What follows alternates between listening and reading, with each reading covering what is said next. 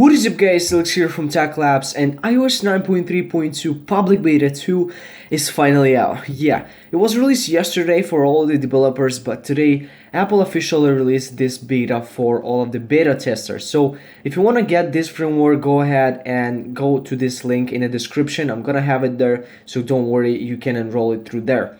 But let me download this firmware and show you guys all of the new features and bug fixes that have been fixed in this firmware. So let's get started.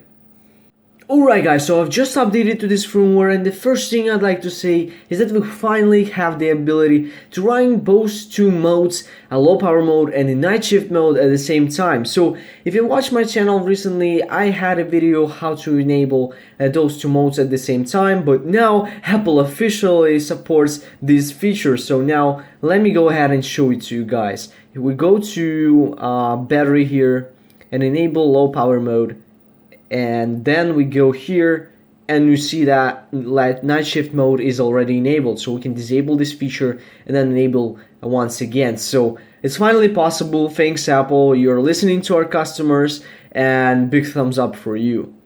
So the next thing is more like a bug fix. So the bug was fixed in the Game Center when you're trying to run some game, and then you see the pop-up of a Game Center there from the top, and then your game actually freezes. So Apple have fixed that bug here, and when you're trying now to install and then run the game, you will never see that bug again. So this is really cool for all of the gamers, iPhone, iOS gamers. Yeah, thanks Apple again for doing that. Okay guys, so it's pretty much it for the features and bug fixes. Let's go ahead and try and run the Geekbench scores here on my iPhone. So let me just disable night shift mode and a low power mode. And I actually tried running one Geekbench scores already, but I'm gonna delete this one here. And this is the previous one, so let's go ahead and run the current one and see how it stacks up to the previous one.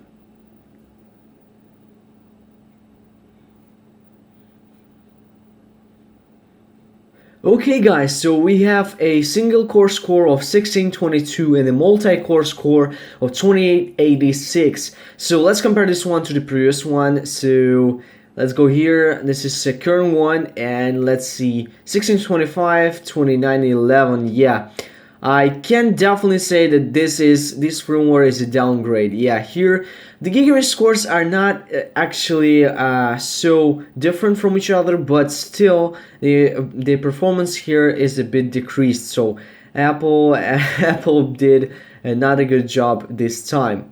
But we're actually expecting Apple to push other updates in the future and significantly then improve this performance, because you've seen maybe on the first beta of iOS 9.3 there were just terrible benchmarks here, but later after the iOS 9.3.1 was released, there were benchmarks that were significantly faster and better in the performance wise.